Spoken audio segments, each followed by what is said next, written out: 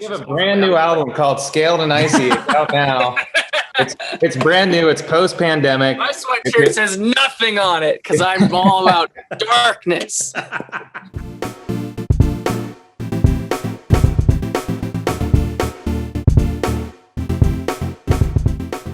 Hi guys, James Wilson-Taylor here for Rock Sound with the latest of our video calls and a very special one today, as I recently had the chance to chat with 21 Pilots, Tyler, Joseph and Josh Dunn, all about their incredible new album Scaled and Icy and putting together that epic live stream experience which launched the whole campaign. Now, if you want to check out the entire interview, it is available right now in this very special 21 Pilots edition of Rock Sound, 36 pages with the full interview, photos from that live stream, and it all comes with a giant double-sided A1 poster. It's available right now only at shop.rocksound.tv. And today we are going to bring you some extended video highlights from that conversation, and we begin with the live stream show. How did they put it together? What did they make of the fan reactions? And did it make them see any of those new songs in a different light? So without any further ado, here they are in conversation from 21 Pilots. This is Tyler, Joseph and Josh Dunn. I want to start with that live stream. Congratulations, guys. Like, really one of the most incredible things I've as you might imagine, I've watched a lot of live streams this last year. That really was a whole nother level. So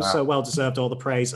Loads I want to ask you about it. Before I do, just generally, how are you kind of reflecting on it after a few weeks? I mean, you must be delighted with the fan reception to it. Yeah. Josh? I think, it was a lot of work leading up to it, and kind of just like, I think in those few days too, it was kind of just like a whirlwind of just kind of making sure that every piece fit together perfectly and everybody was prepared. I think there were more people involved than, a normal show, some dancers, a couple extra singers, musicians. So there were obviously a lot of moving parts. And then the very next morning we flew to LA and had another week of other stuff. So maybe I'm just now starting to process the live stream. I remember thinking, oh yeah, we released a record. Yeah.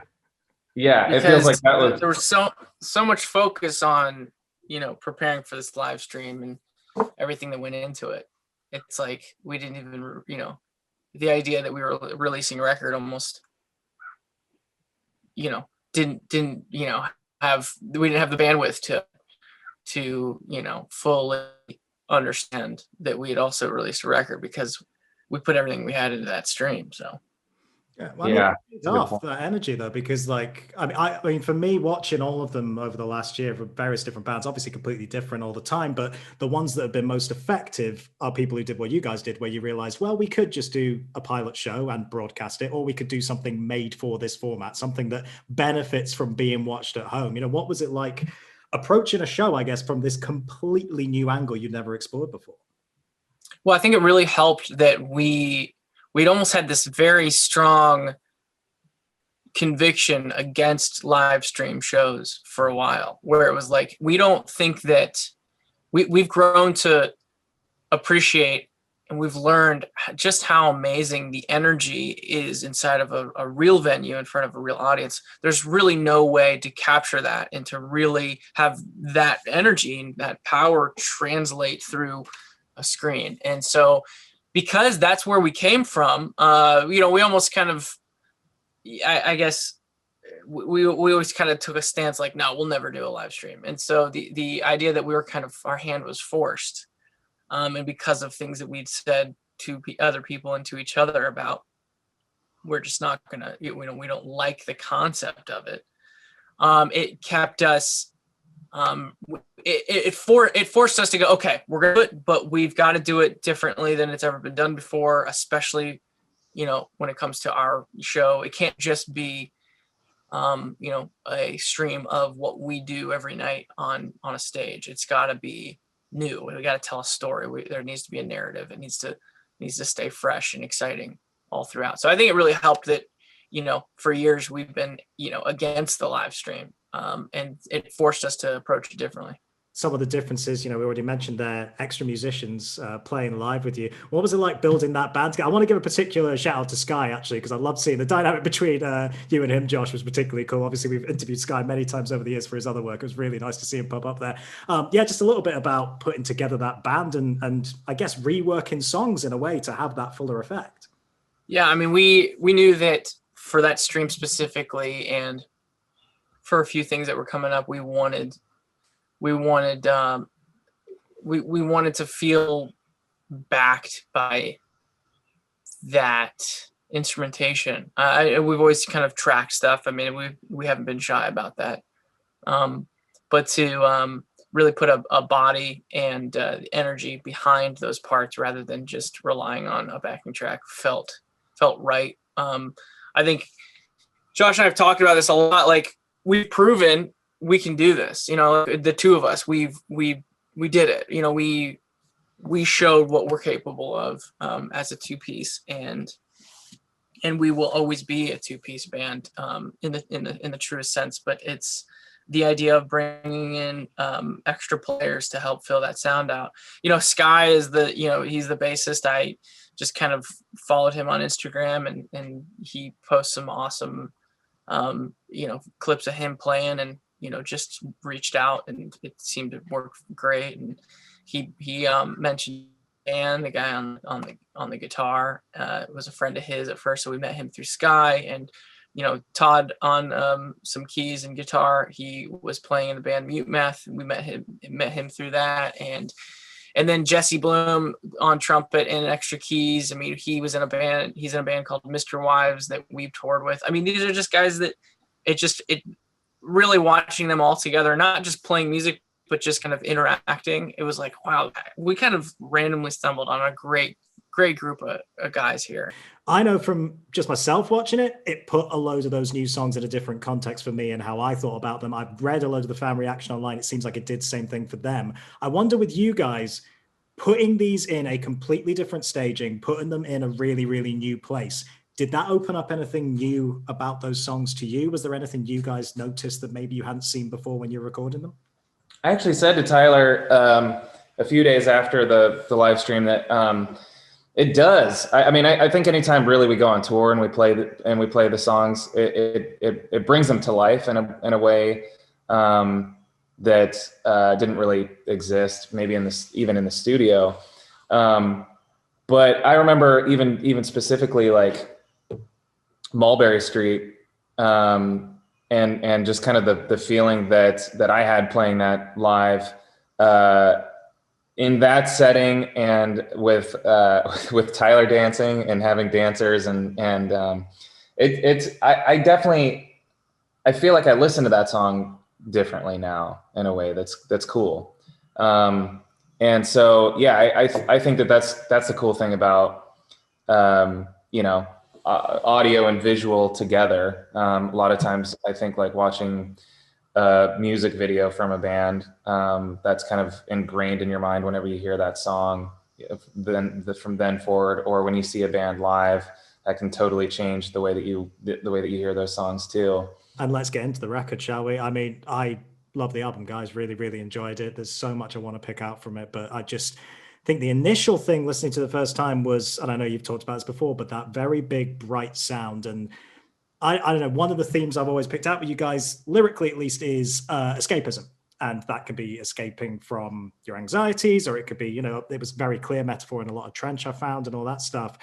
What was interesting about this is, to me, it was escapism in the music and in that soundscape, because while this is by no means a pandemic record, after this year, my God, having some big, upbeat, danceable stuff from you guys was just a proper breath of fresh air in a lot of ways, and I think really provides that escape in a whole different way that I hadn't seen from you guys before. Talk to me a little bit, I guess, about building that particular sound structure and why you wanted to play with those sounds. I feel like piano's more forward in this one than it has been in a while too. Yeah, I mean, great assessment of the record. Excited for me to hear it in your words. I got a new piano in the studio, and so that helped. Like, I got the real deal back there chilling, and it was a bit of a process getting it down the studio and into the room. But I'm sitting at a piano that I just bought that's down at my studio. And I also like kind of helped / watched these guys like wrestle this thing into the room and set it up and then tune it and all that stuff. And it's like, there was such work that went into just getting the instrument into the room. Like it was already spring loaded for me to write a song on it. I don't know how to explain that really, but the energy of me being a part of getting the instrument in the room was also transitioned into writing Good Day. And I just wanted to just wail on that left hand and just kind of open this up. And so the piano coming into the studio was kind of like a day one of having a piano in the studio, but also I guess in a sense acted as a day one of the record as well. And it always kind of kept on, that song always kept on being the opening track in my head as I was working on the record. I didn't know if I was going to be able to beat it, if I was going to, as you put a record together, sometimes songs can shift around in the way that you see them kind of ordering out. And Good Day just continued to be like, oh no, this is how we start this.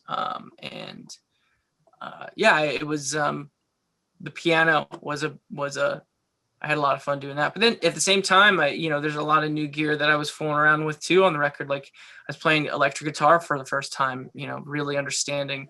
I mean, listen, I'm not a tone nerd. I don't really know exactly what I'm doing, but I know that, it sounds cool to me. And then, playing a lot more bass instead of programming it, actually playing it. Like you feel the humanness behind it, and just stuff like that. That's the sort of stuff that I think of when asked about the creation process of that record. And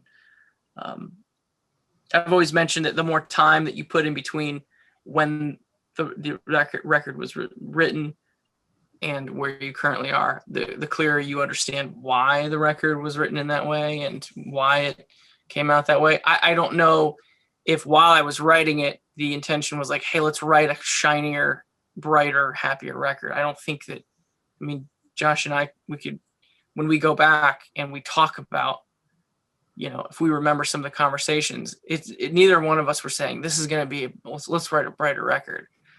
It just started to turn into that. And it really wasn't until we released it and everyone was saying, this is so much brighter than everything else. It was like, oh, I guess it is. Yeah, it just suddenly clicks like that. I mean, it's funny you say that about bringing out the human sound within it, though, because that first single, again, what struck me with Shy Away was, yeah, it's that new wave sound. And you traditionally in your head, you associate new wave with like, oh, it's super, super synthy. And obviously there's synths in there, but what comes through, the drums are almost the main instrument on that. That's live drums on a big synth pop track. You don't really see that every day. That really kind of brought through. That's what's driving the track, right? I guess that plays in again to that idea of, yeah, let's make it sound like humans are playing on this in a really forward-thinking way, right? Yeah, Josh recorded those drums all by himself. Nice. What was that experience like, Josh? It was scary for being, the first time doing it, but also really fun. I think that, I think in some ways, I think Tyler kind of just forging his way into learning new instruments and learning how to record and produce by himself was kind of gave me some confidence to kind of go in and try and, record things on my own. And it was a really fun process. I would like to continue doing that. I will add too, I think that, as we were working on this album, going back to the conversation of, brighter and poppier sounding, I was feeling like, and we've actually, Tyler and I had a conversation about how it kind of, a lot of this album to me is reminiscent of some of our older stuff. And so I do think that, I've seen a lot of people kind of making that note that it's brighter sounding. And I do think that it is. But I wonder if that is in kind of direct comparison with our last album, Trench. Because, our first album has a song like Guns for Hands, which to me sounds like a pop song. It's a very bright sounding song. But you know, deals with some heavier stuff, and a lot of that album is. And so I mean, this may be our brightest sounding record that we've done, but maybe not, when you're listening compared to everything.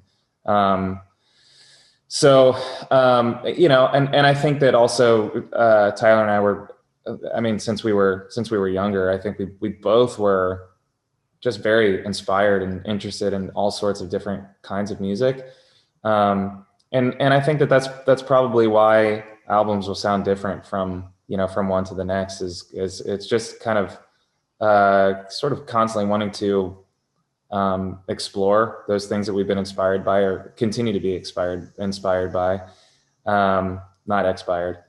And it's, yeah, I think it's really fun to do that, to try and, you know, shift and grow and evolve, while trying to maintain the integrity of, you know, the band that we started.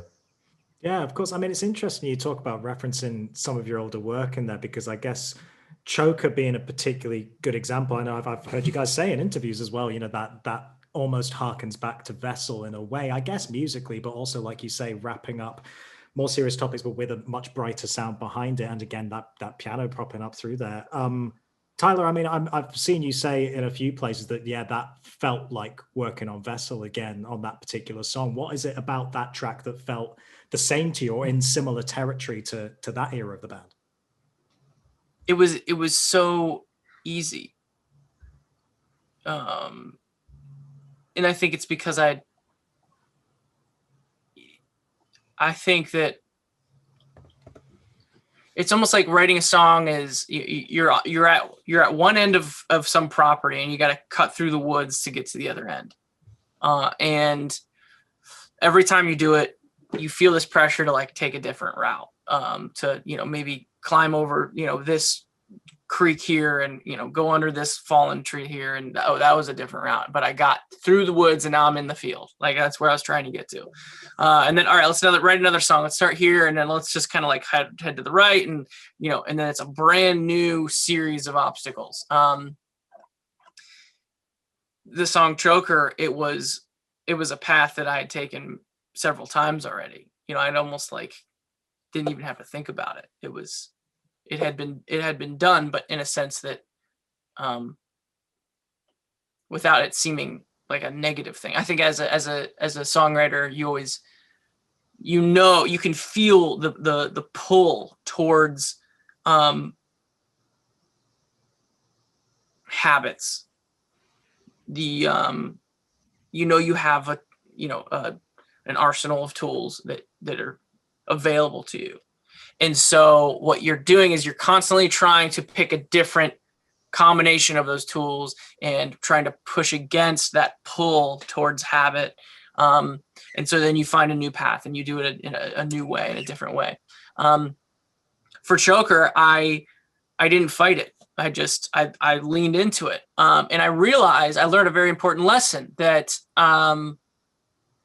just because it's the same path, just because it seemed familiar and it was easy, there was enough time between the last time I had taken that path that there were things different about it. You know, like it had overgrown in certain areas, or it had, you know, water had eroded certain areas where it was, you know, as time goes on, things change. And so even though I was taking a familiar path, I was a different person. You know, I was in a different space.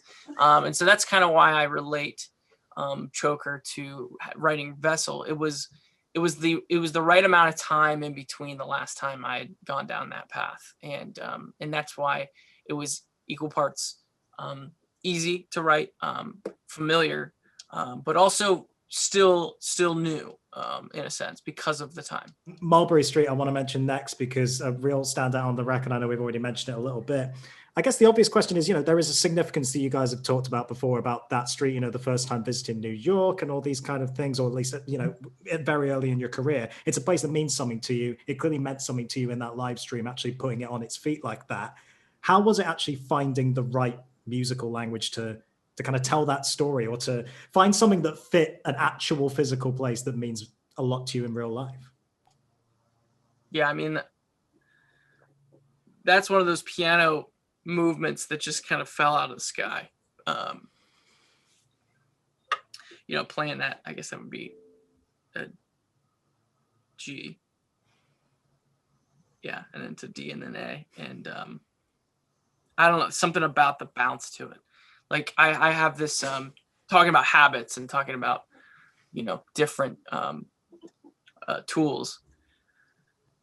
You tend to want to move quickly as a musician, because the idea of strumming something like, oh no, I can go quicker because I've sharpened my skills to go quicker, to maintain time, to maintain my sense of tempo, but also play quicker. So there is this natural feeling as a musician, as a songwriter, and as a producer to want the song to go faster because it proves your skill.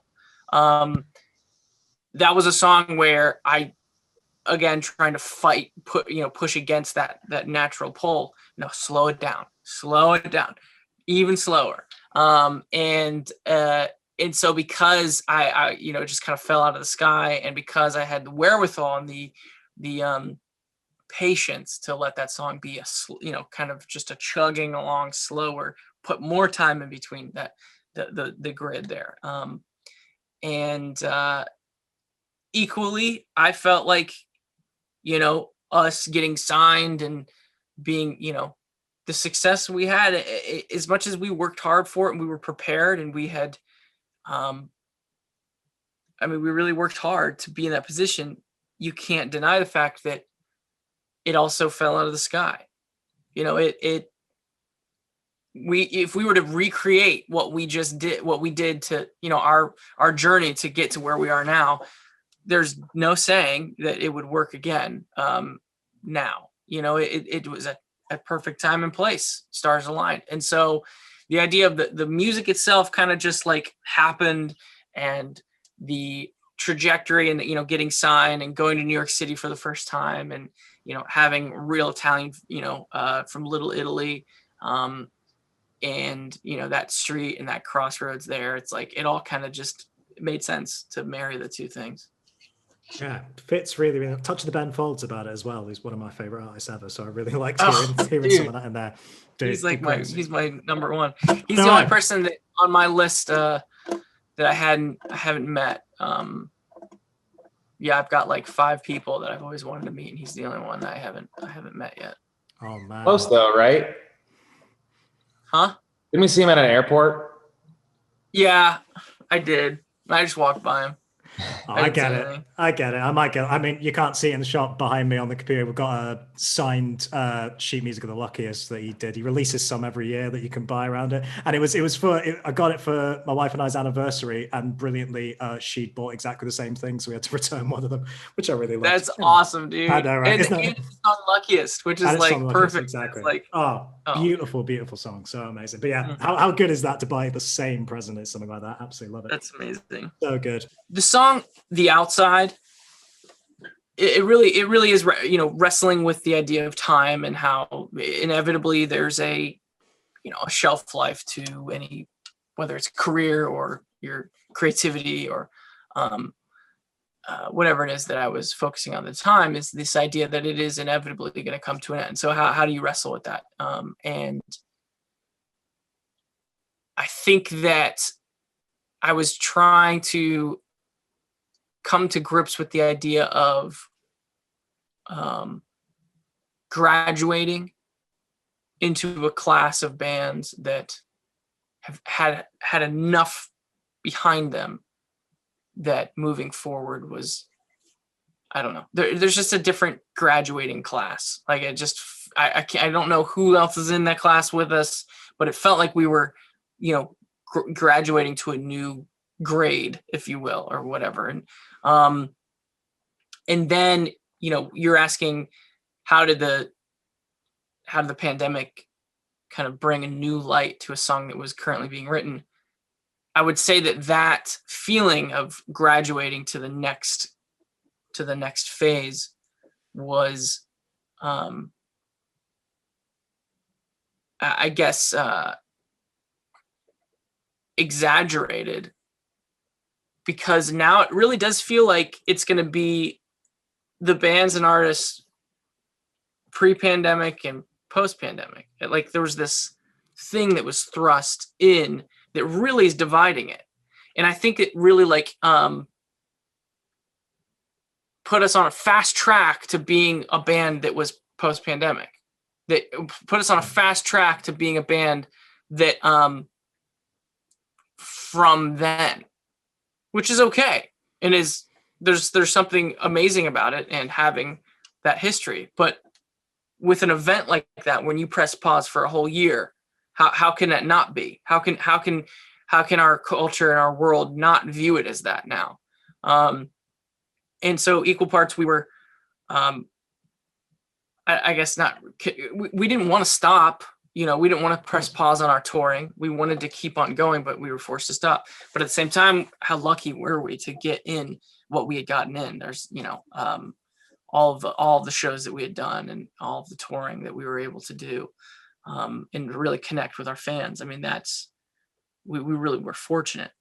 All that to say that the song The Outside really, coming to grips with time and graduating and moving forward. And I realized that when things pick up again, there will be two different types of acts. There will be acts that are like, you got to go see them. It's a brand new thing. And then there's acts like, oh, this was just like before the pandemic, and almost this very nostalgic, reminiscent, exciting familiarity. And inevitably we're going to fall into that latter category. But it is interesting that the pandemic itself has kind of moved those, as where like grades, 11th and 12th grade are right next to each other. Now all of a sudden I feel like we moved from middle school to high school. Like it's a bigger jump. It's a new building. I don't know how else to describe it. I've exhausted the metaphor, but that's kind of what it feels like.